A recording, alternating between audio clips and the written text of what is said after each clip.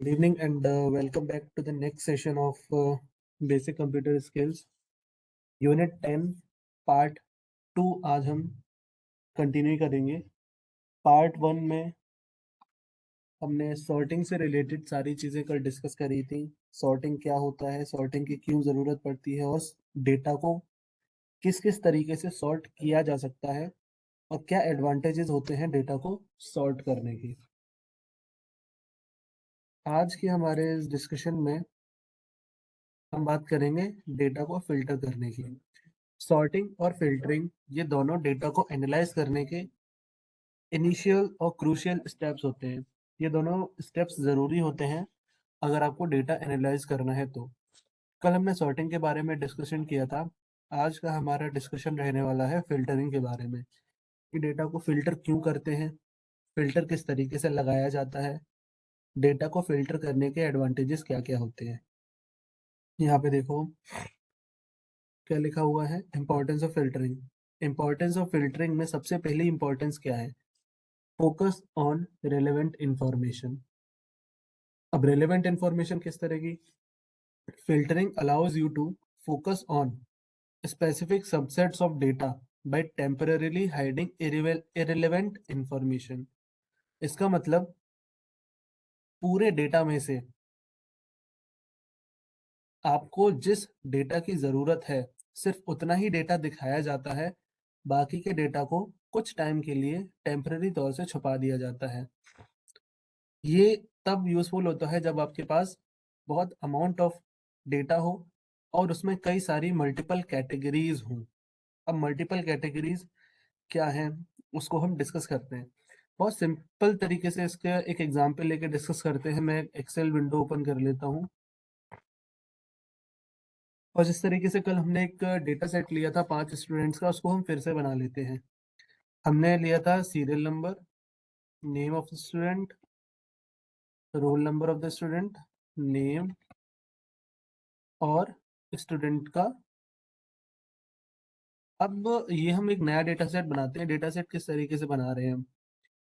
एक स्टूडेंट है, वो स्टूडेंट फाइनल एग्जाम्स की प्रिपरेशन कर रहा है। फाइनल एग्जाम्स के प्रिपरेशन के टाइम पे वो स्टूडेंट कुछ मॉक टेस्ट लगाता है। मान लो हम स्टूडेंट को फाइनल एग्जाम की प्रिपरेशन के लिए कुछ मॉक पेपर्स देते हैं और स्टूडेंट 10 मॉक टेस्ट लगाता है जिसमें उसके अलग अलग मार्क्स आते हैं और जिसको रिकॉर्ड किया जाएगा। रिकॉर्ड किस लिए किया जाएगा? उसकी प्रोग्रेस को ट्रैक करने के लिए। चलिए ये एग्जाम्पल, इस वाले एग्जाम्पल को अभी के लिए छोड़ते हैं, इसको आगे लेंगे। सेम कल वाला ही एग्जाम्पल हम ले लेते हैं। सीरियल नंबर है, रोल नंबर है, नेम है और स्टूडेंट का सब्जेक्ट है। सब्जेक्ट कौन सा होगा? मैथ्स ले लेते हैं, साइंस,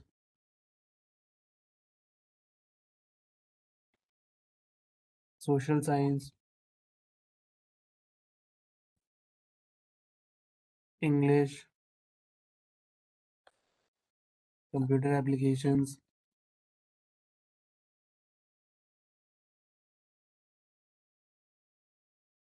कुछ इस तरीके से हमने स्टूडेंट्स के सब्जेक्ट्स ले लिए। अब कल मैंने आपको एक फंक्शन बताया था, उस फंक्शन का यूज करके रैंडमली हम एक रेंज के अंदर कुछ वैल्यूज फिल कर रहे थे।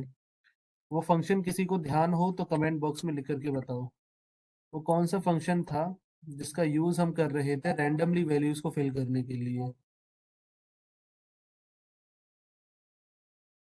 याद है किसी को फंक्शन वो?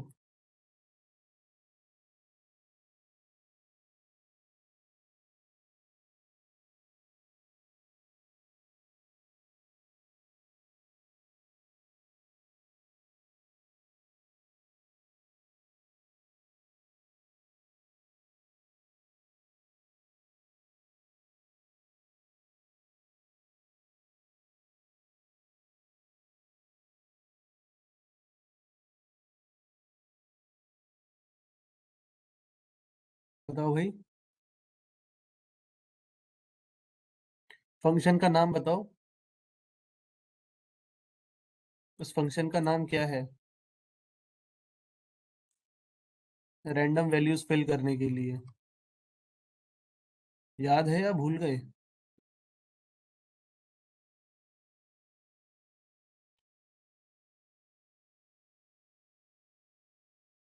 Rand between. Rand between function का नाम है कोई रेंज में रैंडम वैल्यूज को फिल करने के लिए। किस तरीके से रैंडम वैल्यूज फिल की जाएंगी?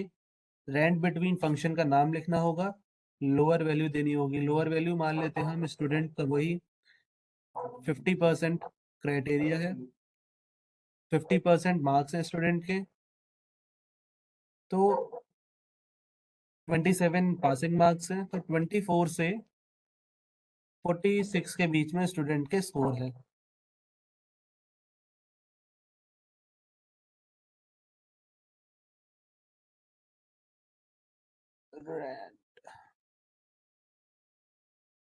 ठीक है, अब इस फॉर्मूला को मैं कर देता हूँ सब जगह कॉपी।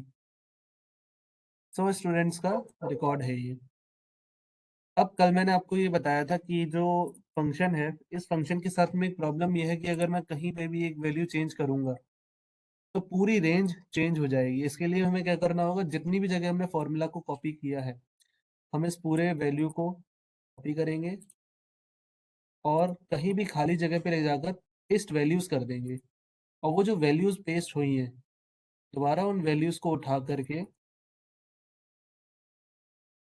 फॉर्मूला की जगह पर हम पेस्ट कर देंगे। तो इससे क्या है, अब ये वैल्यूज बन जाएंगी और कोई भी वैल्यू चेंज होने पर दोबारा से सारी वैल्यूज ऑटोमेटिकली अपडेट नहीं होंगी। ये हो गया स्टूडेंट का स्कोर। टोटल स्कोर ले लेते हैं। टोटल स्कोर क्या हो जाएगा, इक्वल्स टू सम, और ये रेंज दे दे रहे हैं। तो इतनी बार हो चुका है, तो इस वाले फॉर्मूला में, इस फंक्शन में कोई भी डिफिकल्टी नहीं होनी चाहिए। परसेंटेज निकालनी है। परसेंटेज निकालने के लिए क्या करेंगे, सिंपल सा फॉर्मूला वही हमेशा की तरह, obtain marks divided by total marks multiplied by 100। अब इतनी बार हो चुका है, इसमें कोई डिफिकल्टी नहीं होनी चाहिए। तो इस तरीके से ये अलग अलग परसेंटेज स्टूडेंट्स की निकल के आ गई है। सबसे पहली चीज हम क्या कर लेते हैं, इसको सॉर्ट करके देख, सॉर्ट करने का खैर चलो कोई मतलब नहीं है यहाँ पे। अभी यहाँ पर हम फर्स्ट और सेकेंड ग्रेड स्टूडेंट्स को देना चाहते हैं। फर्स्ट और सेकेंड ग्रेड किस तरीके से हम दे रहे हैं कि अगर स्टूडेंट की 75% से ऊपर है तो वो फर्स्ट ग्रेड में है, अगर 75 से नीचे है तो वो सेकेंड ग्रेड में है। ग्रेड दे देते हैं।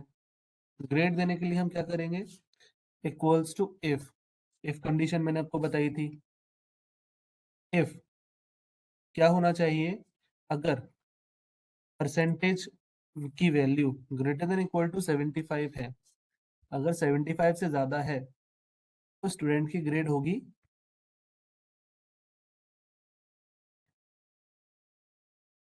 अगर इससे कम है ग्रेड दे देंगे बी। फॉर्मूले को नीचे तक कर देते हैं पेस्ट। तो जितनी जगह भी 75 से ऊपर होगा या 75 के बराबर होगा वहाँ ए ग्रेड हो जाएगी, जहाँ भी 75 से नीचे होगा वहाँ पे बी ग्रेड हो जाएगी। इस तरीके से 100 स्टूडेंट्स का डेटा यहाँ पर फिल हो चुका है। अब 100 स्टूडेंट्स का डेटा यहाँ पर फिल तो हो गया है, लेकिन अब मुझे यहाँ पे कुछ तरह की रिपोर्ट्स चाहिए। रिपोर्ट किस तरीके की चाहिए कि कितने स्टूडेंट्स की ए ग्रेड बनी, कितने स्टूडेंट्स की बी ग्रेड बनी, या कितने स्टूडेंट्स फेल हो गए। मुझे सिर्फ उन्हीं स्टूडेंट्स के ऊपर फोकस करना है जिनकी ग्रेड ए है। तो उसके लिए क्या करना होगा, मुझे लगाना होगा फिल्टर। फिल्टर किस तरीके से लगाया जाएगा, सबसे पहला काम होता है उस रो को सिलेक्ट कर लो जिस रो पे आपको फिल्टर लगाना है। ठीक है, फिर जाना होगा आपको डेटा टैब में। डेटा टैब में कल यहाँ पे आपने देखा था, पहला सॉर्ट एंड फिल्टर वाले ब्लॉक में था सॉर्ट, दूसरा होता है फिल्टर। मैंने फिल्टर जैसे ही लगा दिया, यहाँ पर देखो ये कुछ ड्रॉप डाउन एरो जैसे बन के आ गए हैं। ठीक है, जैसे ही मैं इस पर क्लिक करूंगा, एक फ्लोटिंग टूल बार ओपन होगा, ये ऑप्शन बॉक्स ओपन हो गया। इसमें क्या है, यहाँ पे अभी देखो सिलेक्ट ऑल पे टिक है, तो ए वाले भी शो हो रहे हैं और बी ग्रेड वाले भी शो हो रहे हैं। मैं लगा देता हूँ यहाँ, मैं यहाँ से टिक हटा देता हूँ। और मुझे क्या करना है, मुझे सिर्फ ए ग्रेड वाले स्टूडेंट्स देखने हैं। मुझे ये पता करना है कि स्टूडेंट्स कितने हैं ऐसे जिनकी ए ग्रेड आई है। मैं ए को टिक करूंगा और ओके प्रेस कर दूंगा। यहाँ पे बाकी के स्टूडेंट्स हाइड हो गए, बाकी के स्टूडेंट्स हाइड हो गए, और जितने स्टूडेंट्स की ग्रेड ए थी वो सारे स्टूडेंट्स शो होने लगे। क्या रिजल्ट यहाँ पे देखो आया, कैसे पता चलेगा? स्टेटस बार में नीचे देखो, स्टेटस बार में क्या दिखा रहा है, 15 of 100 रिकॉर्ड्स फाउंड। 100 में से टोटल 15 ऐसे स्टूडेंट्स हैं जिनकी ए ग्रेड आई है। एक पहली आपकी रिपोर्ट तैयार हो गई। जाहिर सी बात है, अगर 15 स्टूडेंट्स की ए ग्रेड आई है तो बचे जो 85 स्टूडेंट्स हैं उनकी बी ग्रेड होगी। अब ग्रेड सिर्फ ए या बी ही नहीं हो सकती है, किसी की ए होगी, किसी की बी होगी, किसी की सी होगी, किसी की डी होगी, किसी की एफ होगी। इस तरीके से अलग अलग सभी रिकॉर्ड्स को हम कैटेगरी वाइज पता कर सकते हैं। आगे यहाँ पर देखते हैं, फोकस ऑन रिलेवेंट इंफॉर्मेशन। इस चीज का मतलब समझ आया? रिलेवेंट इंफॉर्मेशन पे फोकस करने का मतलब क्या है? सिंपल सी बात है, आपको बहुत बड़े डेटा सेट में से किसी एक पर्टिकुलर डेटा सेट पर, सबसेट पर फोकस करना है। 100 रिकॉर्ड्स थे, 100 रिकॉर्ड्स में से ए वाले भी हैं, बी वाले भी हैं, सी वाले भी हैं, डी वाले भी हैं और एफ वाले भी हैं। हमें फोकस कर रहे हैं, हम अभी फोकस कर रहे हैं सिर्फ और सिर्फ ए ग्रेड वालों पर। तो एक टाइम पे एक पर्टिकुलर डेटा सेट पर हम फोकस कर रहे हैं, ये चीज क्लियर है? अगला है quick data exploration. Quick data exploration का मतलब होता है, filter provides a quick way to explore data by selectively displaying only the information that meets certain criteria. This is especially helpful when searching items, specific items or values. सीधी सी बात, यहाँ पे हमें साफ साफ दिखाई दे गया, क्या दिख गया हमें यहाँ पर? हमने सिर्फ ए ग्रेड वाले स्टूडेंट्स को टारगेट करना था, फिल्टर लगाया, सेलेक्ट किया ए ग्रेड को, और सिर्फ वो स्टूडेंट आ गए। पर्टिकुलरली जो डेटा हमें चाहिए था वो हमें मिल गया। क्लियर करना हो, यहाँ पे मैं दोबारा जाऊंगा, क्लियर फिल्टर फ्रॉम ग्रेड करूंगा, तो उस पर से फिल्टर क्लियर हो जाएगा। Okay, for data analysis. Data analysis के लिए किस तरीके से यूज होता है filter? Filter assist in isolating and analysing specific portion of data set. Your data can be filtered based on conditions, make it easier to perform targeted analysis and draw conclusion. Data analysis के लिए भी main यहाँ पे data analysis ही किया जा रहा है। आप कुछ जो डेटा एनालाइज जो दिया, एक डेटा सेट आपको दिया गया है, आप उसको एनालाइज कर रहे हैं। अलग अलग कैटेगरीज के डेटा को अलग अलग तरीके से रिप्रेजेंट करके आप उसमें से कंक्लूजन्स ड्रॉ कर रहे हैं। अगली चीज है identifying expectations, exceptions and outliners. What are exceptions and outliners? Basically क्या होता है, filter helps in identifying exceptions or outliers within the dataset by allowing you to isolate data that meets certain criteria. This is valuable for quality control and anomaly detection. होता क्या है, मान लीजिए ये हमारा डेटा सेट है, ये जो हमारा डेटा सेट है इसमें कुछ जगह पे मैं वैल्यूज को इरेज कर रहा हूँ, कुछ जगह पे मैं ब्लैंक्स छोड़ देता हूँ। तो यहाँ पे क्या है, अब कुछ स्टूडेंट्स ऐसे हैं जिन्हें कोई भी किसी भी तरह की मार्किंग नहीं दी गई है। हो सकता है बाई चांस डेटा फिल करते टाइम पे कुछ जगह ऐसी होती हैं जो खाली छूट जाती हैं। तो जब मैं फाइनली ग्रेड असाइन कर रहा हूँ स्टूडेंट्स को, तो उस टाइम पर आउटलाइनर्स क्या होते हैं, या तो आउटलाइनर्स कुछ ऐसी वैल्यूज होती हैं जो बाकी डेटा सेट से बिल्कुल ही अलग दिखाई दे रही होती हैं। जैसे कि मान लो ये 149 है, 149 की जगह अगर इधर हो जाता वन 1 2 3 कुछ इस तरीके का हो जाता। तो ये आउटलाइनर है। आउटलाइनर कैसा हो गया ये? हमारे को मैक्सिमम वैल्यू चाहिए थी 200। 200 का मैक्सिमम ये मैक्सिमम 200 आना चाहिए था और यहाँ पे आ गया 1123।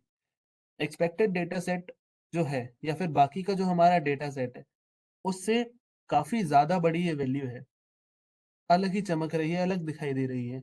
तो ये आउटलाइनर है। आउटलाइनर्स पता चल सकते हैं, मिसिंग वैल्यूज हमें पता चल सकती है। यहाँ पे हम क्या करेंगे, सिलेक्ट करेंगे ब्लैंक्स को। ब्लैंक्स हमने सिलेक्ट किए और यहाँ पे देखो हमें सारे वो वैल्यूज दिखाई दे गई, सारे वो स्टूडेंट्स दिखाई दे गए जिनके अभी तक कोई भी किसी भी तरह का ग्रेड नहीं दिया गया है। यहाँ पर हम दोबारा फॉर्मूला लगा सकते हैं और दोबारा इन स्टूडेंट्स को ग्रेड असाइन कर सकते हैं जैसा कि हमें चाहिए है। दोबारा मैं सबकी ग्रेड फिल कर देता हूँ।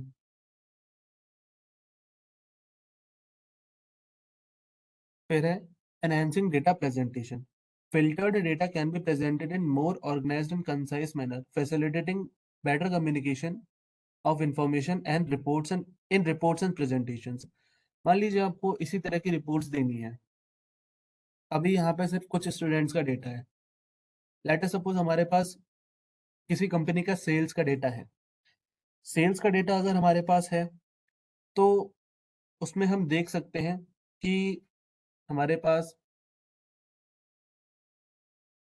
कौन से कंट्री में, कौन से स्पेसिफिक रीजन में सबसे ज्यादा सेल्स हुए हैं, कौन सी स्पेसिफिक जगह पर हमें लॉस देखने को मिला। फिल्टर्स लगाकर हम उस चीज को बहुत अच्छी तरीके से एनालाइज कर सकते हैं और उसके बेसिस पर डिसीजन लिए जा सकते हैं। डेटा एनालिसिस के स्टेप्स में ये इनिशियल स्टेप्स होते हैं, सॉर्टिंग एंड फिल्टरिंग। सॉर्टिंग और फिल्टरिंग के बारे में इतना ही था। अभी तक इतने पोर्शन में अगर किसी को कोई किसी तरह का डाउट हो तो आप अपना डाउट क्लियर कर लीजिए।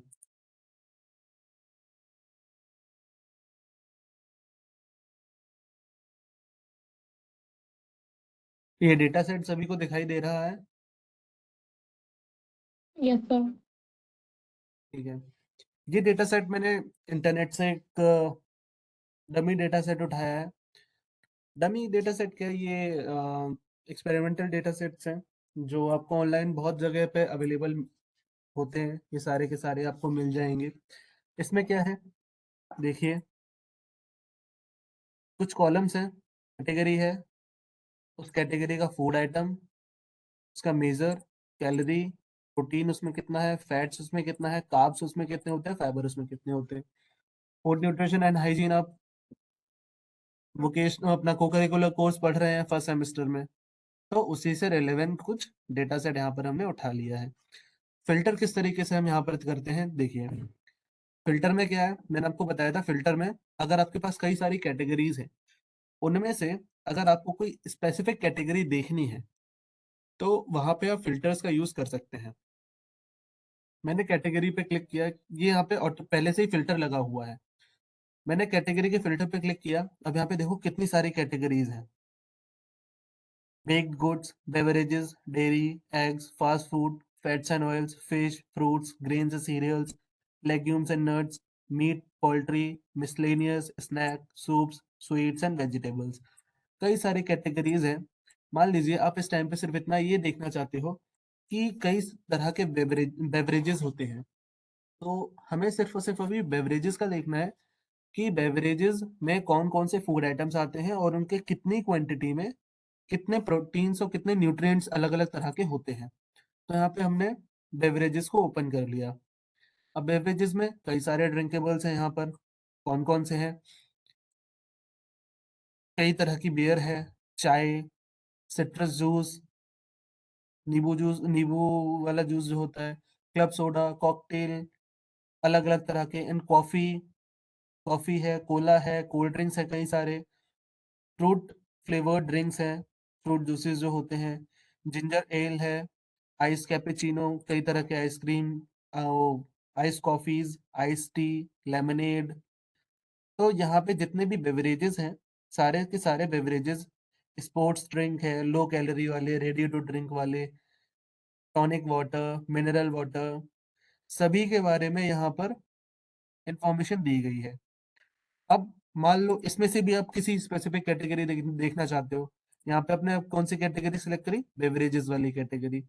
बेवरेजेस वाली कैटेगरी में भी आप कोई स्पेसिफिक फूड आइटम देखना चाहते हो, तो इसकी लिस्ट आप ओपन करेंगे, यहाँ पे देखिए इतनी सारी चीजें दी गई हैं। आपको सिर्फ यहाँ पे देखना है कि जो टॉनिक वाटर होता है, सिर्फ टॉनिक वाटर आपने सिलेक्ट किया, और सिलेक्ट करने के बाद यहाँ पे टॉनिक वाटर से रिलेटेड देखिए टोटल 1094 रिकॉर्ड्स हैं। स्टेटस बार में नीचे देखिए आप, टोटल 1094 रिकॉर्ड्स हैं। उनमें से एक रिकॉर्ड ऐसा है जो बेवरेजेस कैटेगरी में आता है, और उसमें फूड आइटम है टॉनिक वाटर। टॉनिक वाटर के 250 ml में 124 कैलोरीज होती हैं एंड 32 कार्ब्स होते हैं। तो आपको सिर्फ और सिर्फ टॉनिक वाटर से मतलब था, आपने उसको फिल्टर किया, और सिर्फ उससे रिलेटेड इंफॉर्मेशन आपको यहाँ पर शो हो रही है। बाकी की जो इरेलीवेंट इंफॉर्मेशन है, जो आपके लिए रेलेवेंट नहीं है इस टाइम पर, उसको हाइड कर दिया गया है। ऐसा नहीं है कि वो डिलीट हो गई है, बस उस इंफॉर्मेशन को कुछ टाइम के लिए हाइड कर दिया गया है आपके सामने से। मैं यहाँ से फिल्टर को क्लियर करता हूँ, और इधर वाले फिल्टर को भी क्लियर कर देता हूँ। अब हमें मान लो किसी और कैटेगरी को देखना है। किस कैटेगरी को हम सिलेक्ट करते हैं, मान लीजिए हम स्नैक्स को सिलेक्ट करते हैं। हमें स्नैक्स की कैटेगरी में देखना है, कई तरह के ये स्नैक्स हैं। हमें किस स्नैक को देखना है इस टाइम पर अभी, मान लीजिए हम देख लेते हैं flavoured potato chips. Flavoured potato chips का क्या स्टेटस है, फ्लेवर्ड पोटैटो चिप्स का जो एक स्मॉल बैग होता है, उसमें क्या calorie 211, protein 3, fat 14, carbs 23 and fibre 1.9, इतनी क्वांटिटी होती है उसमें। कोई और कैटेगरी आपको देखनी है, क्लियर किया, कैटेगरी पे से क्लियर किया, मल्टी लेवल फिल्टर यहाँ पे आपने लगाया है। आपको डेयरी प्रोडक्ट्स देखने हैं, या फिर मान लीजिए आपको अब देखना है grains and cereals. Grains and cereals में से आपको एक पर्टिकुलर तरह के किसी ग्रेन को देखना है। मान लीजिए हम यहाँ पर देख लेते हैं किसे,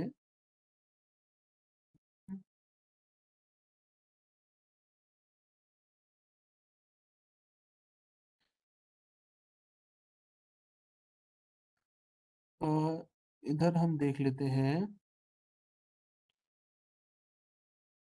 केलॉग्स के आमंड रेजिन्स।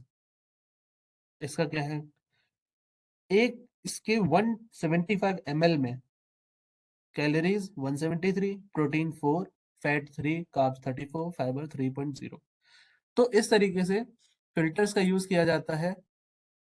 सिर्फ आपको जो रिलेवेंट इंफॉर्मेशन देखनी है, उस रिलेवेंट इंफॉर्मेशन को फिल्टर कर लो, और जितनी एक्स्ट्रा चीजों की आपको जरूरत नहीं है, फिल्टर लगाने के बाद उन सारी चीजों को हाइड कर दिया जाता है। इस तरीके से फिल्टर को यूज करते हैं। फिल्टर में अगर किसी को कोई भी डाउट हो, सॉर्टिंग और फिल्टर दोनों टॉपिक हो चुके हैं, इनमें अगर किसी को कोई डाउट हो तो आप पूछ सकते हैं। कोई भी डाउट अगर आपको है तो पूछ लीजिए।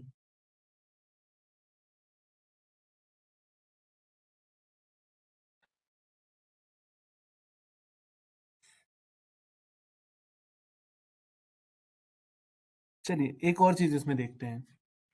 अब हमें कंडीशनल फॉर्मेटिंग के बारे में देखना है, वो सॉरी कंडीशनल फिल्टरिंग के बारे में, कि एक स्पेसिफिक कंडीशंस के अकॉर्डिंग कोई चीज फिल्टर हो जाए। मान लीजिए हमको ऐसे फूड प्रोडक्ट्स देखने हैं जिसमें प्रोटीन की क्वांटिटी ज्यादा है। अभी प्रोटीन हम देख लेते हैं, प्रोटीन 0, 1, 2 से स्टार्ट हो रहा है और प्रोटीन 50 तक जा रहा है। हमें ऐसे सारे फूड प्रोडक्ट्स देखने हैं जिसमें प्रोटीन की क्वांटिटी 30 से ऊपर हो, या 35 से ऊपर हो। ऐसे फूड प्रोडक्ट्स हमको देखने हैं जिनकी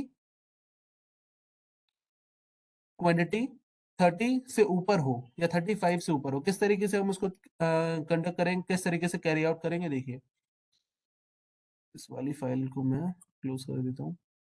यहाँ पे मैंने प्रोटीन के फिल्टर पे ड्रॉप डाउन बटन पे क्लिक किया।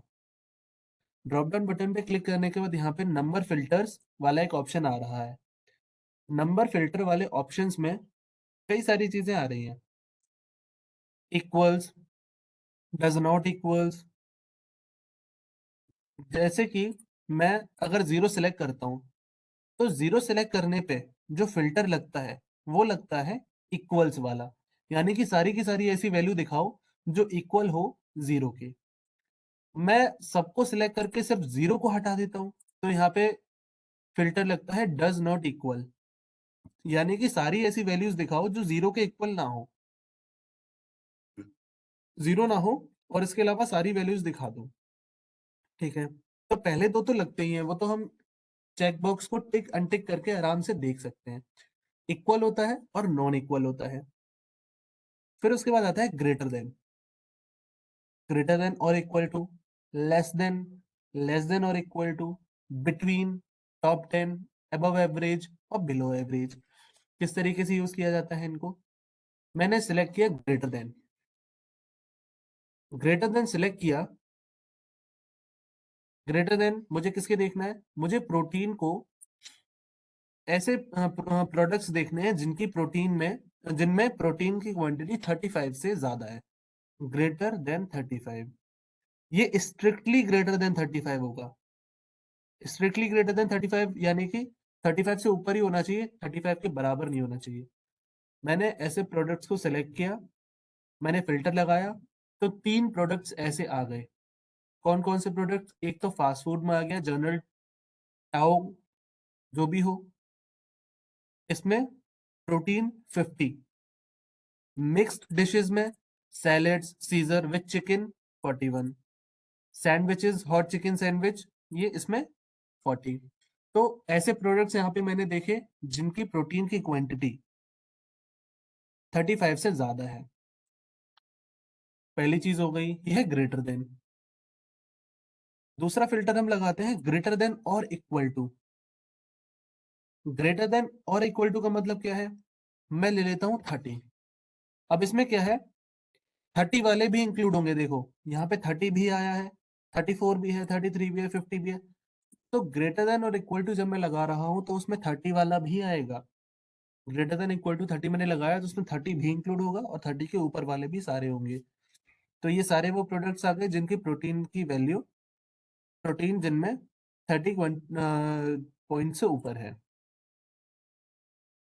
उसके बाद सेम तरीके से काम करता है लेस देन, लेस देन और इक्वल टू। उसी तरीके से काम करता है बिटवीन। अब बिटवीन कैसे काम करेगा?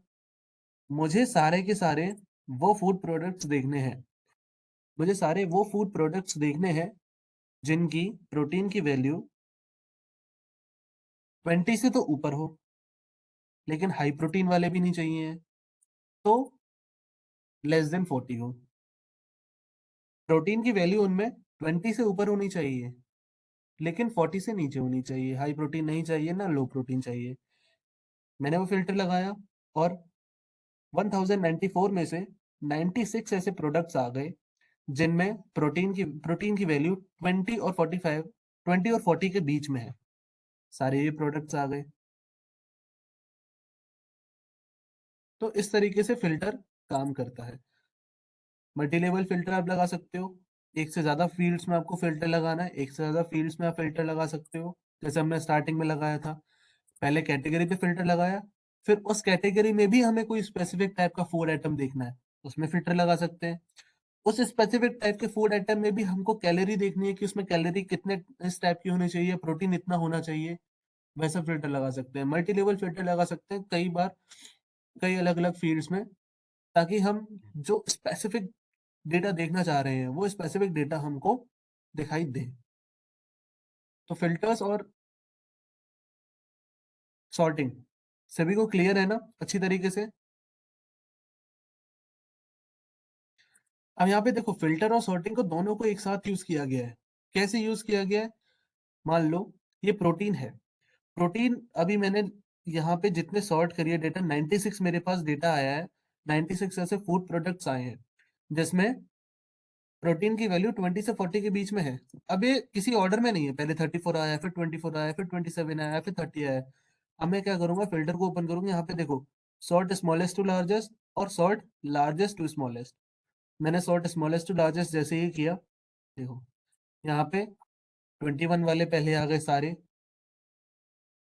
फिर 22 वाले सारे आ गए, फिर उसके बाद 23 होगा, फिर 24 होगा। इस तरीके से इसको मैंने सॉर्ट भी कर दिया। तो सॉर्टिंग और फिल्टर, सॉर्ट और फिल्टर दोनों को एक साथ भी यूज किया जा सकता है। आप किसी वैल्यू को फिल्टर कर रहे हो, फिल्टर करने के बाद उसको सॉर्ट कर दो, किसी भी तरीके से आप उसको अरेंज कर सकते हो। ये टेम्पररी व्यू आपके सामने दिखाई दे रहा है।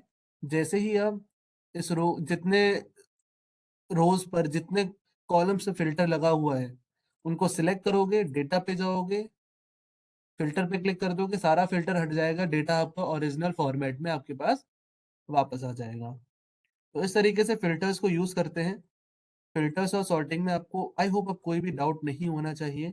किसी को अभी भी अगर कोई डाउट हो तो आप पूछ सकते हैं, अदरवाइज हम अपने अगले टॉपिक पर बढ़ते हैं। New topic is charts and graphs. ये कुछ इंपॉर्टेंट टॉपिक्स हैं, इसलिए इनमें थोड़ा सा ज्यादा टाइम आपको लगेगा। सॉर्टिंग, फिल्टरिंग, चार्ट्स बनाना, ग्राफ्स डिजाइन करना, कौन सा ग्राफ किस काम के लिए यूज होता है, और फिर उसके बाद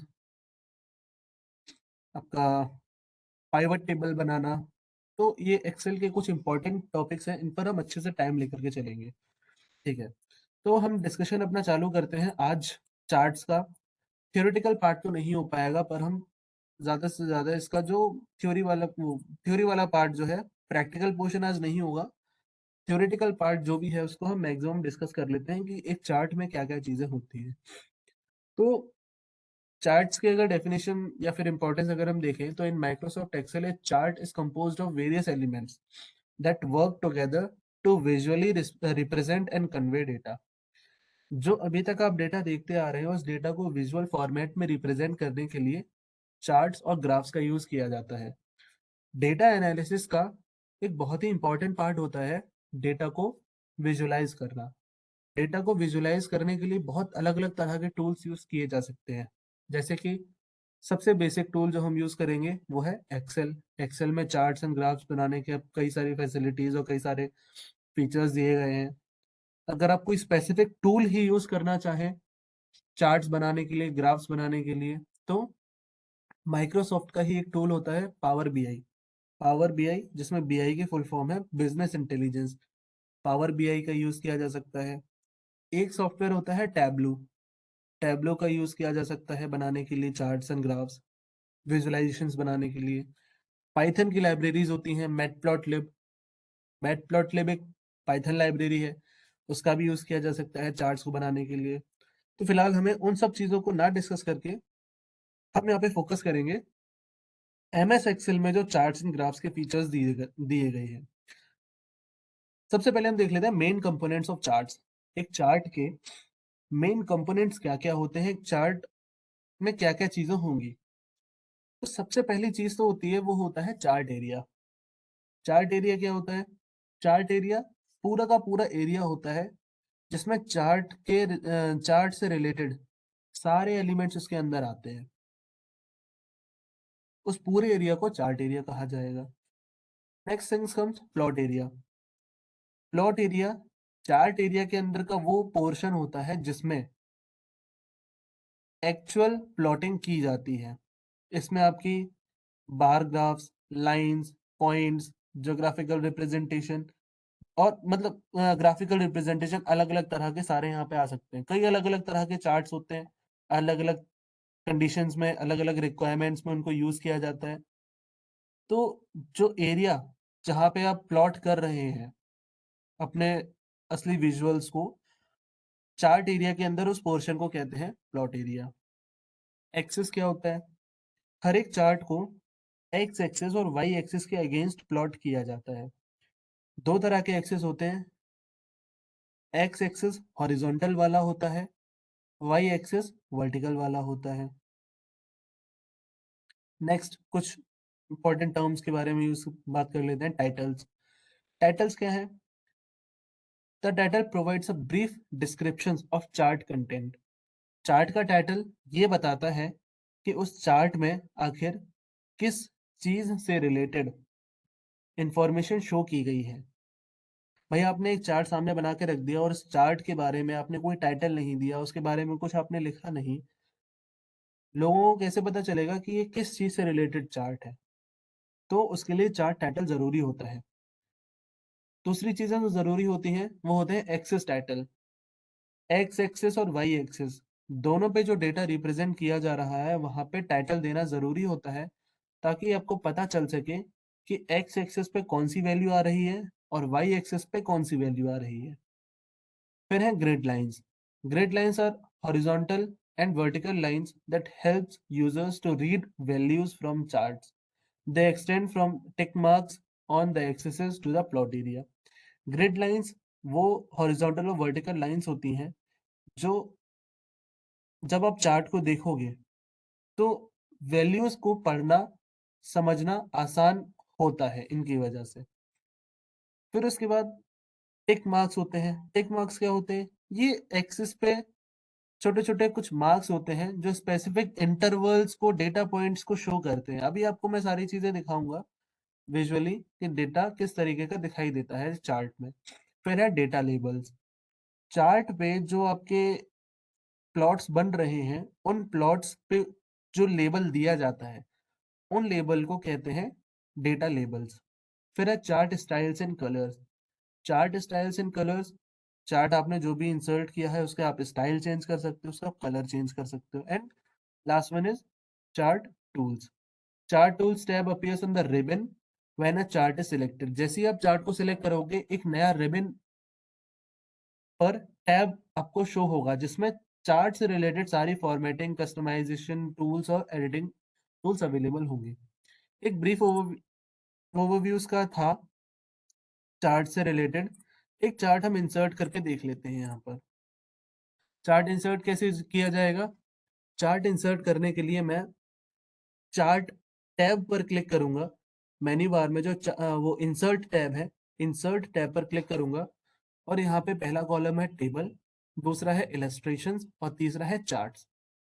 चार्ट्स वाले कॉलम में यहाँ पे कई अलग अलग तरह के चार्ट्स दिए गए हैं। कॉलम चार्ट है, बार चार्ट है, लाइन चार्ट है, पाई चार्ट है, डोनट चार्ट है, tree map, sunburst, histogram, box and whisker, scatter chart होता है, बबल चार्ट होता है, waterfall, funnel, stock, surface, radar, combo chart. कई अलग अलग तरह के चार्ट्स होते हैं। एक सिंपल सा लाइन चार्ट यहाँ पर हम इंसर्ट करके देख लेते हैं।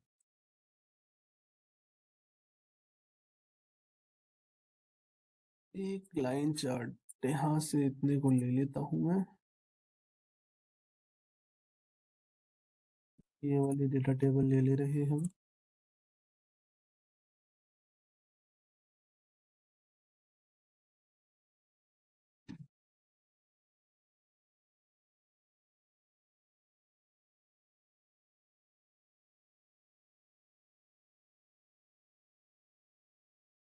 देखो, एक ही चार्ट मैंने यहाँ पे इंसर्ट कर लिया। कोई भी है यहाँ पे, अभी रैंडम वैल्यूज है यहाँ पे, कुछ भी ऐसा नहीं है जो बहुत समझने लायक हो। सिर्फ चार्ट किस तरीके का दिखता है वो यहाँ पे मैं आपको दिखा रहा हूँ। चार्ट ये है। यहाँ पे ये जो लेफ्ट हैंड साइड पर वैल्यूज आप देख रहे हो, 1200, 1000, 800, 600, 400, 200 और जीरो, जीरो से स्टार्ट हो रहा है। ये जो है ये है आपका पूरा वाई एक्सिस। ये जो वैल्यूज है 200, 400, 600, ये है पूरा आपका वाई एक्सिस। नीचे साइड ये 1 2 3 4 5 6 7 8 9, ये जहां वैल्यूज हैं ये है जेड एक्स एक्सिस। ये नीचे वाला जो हॉरिजॉन्टल है ये एक्स एक्सिस है, ये वर्टिकल वाला वाई एक्सिस है। ये पूरा का पूरा जो व्हाइट एरिया दिखाई दे रहा है इसको मैं थीम इसकी चेंज कर देता हूँ। देखो यहाँ पे मैंने थीम चेंज कर दी, चार्ट डिजाइन ओपन होके आया है, इसकी मैं थीम चेंज कर दी मैंने। थीम चेंज जैसी मैंने करी, यहाँ पर आप देखो ये जो पूरा का पूरा ब्लू पोर्शन दिखाई दे रहा है, पूरा का पूरा ब्लू पोर्शन, ये पूरा ब्लू पोर्शन है चार्ट एरिया। इस चार्ट एरिया के अंदर में जितनी जगह पे ये लाइन ड्रॉ है, क्या है ये? देखो सजेशन में भी दिखा रहा है, ये है प्लॉट एरिया। ये 1200, 1000, 800, 600 लिखा हुआ, ये है सारे मार्कर्स। ये स्पेसिफिक इंटरवल्स को शो कर रहे हैं। 1 2 3 4 5 6 7 8 9 ये भी मार्कर्स हैं। तो ये अंदर वाला एरिया, एक्स एक्सेस और वाई एक्सेस के अंदर वाला एरिया, जहाँ पे चार्ट प्लॉट होता है, जहाँ पे सारे आपको बार प्लॉट्स या लाइन प्लॉट्स दिखाई देते हैं, वो होता है प्लॉट एरिया। पूरा एरिया जो चार्ट का होता है उसको कहते हैं चार्ट एरिया। ये होता है आपका वाई एक्सिस, ये होता है एक्स एक्सिस। इन दोनों पे जो मार्किंग्स होती है उनको कहा जाता है मार्कर्स। फिर उसके बाद जो लाइन होती है, लाइन आप ड्रॉ कर सकते हो, बार चार्ट ड्रॉ कर सकते हो, किसी भी तरह के आप चार्ट्स यहाँ पे ड्रॉ कर सकते हो। उन पे अगर कोई मार्किंग मैं करूंगा तो वो होंगे लेबल्स। तो कल एक रेलेवेंट डेटा सेट के साथ में हम यहाँ पर अलग अलग तरह के चार्ट्स इंसर्ट करके देखेंगे। Line chart, column chart, bar chart, pie chart, donut chart, कई तरह के चार्ट्स होते हैं। तो उनके बारे में हम कल डिस्कस करेंगे रेलेवेंट डेटा सेट के साथ में। आज की क्लास हम यहीं पर खत्म करते हैं।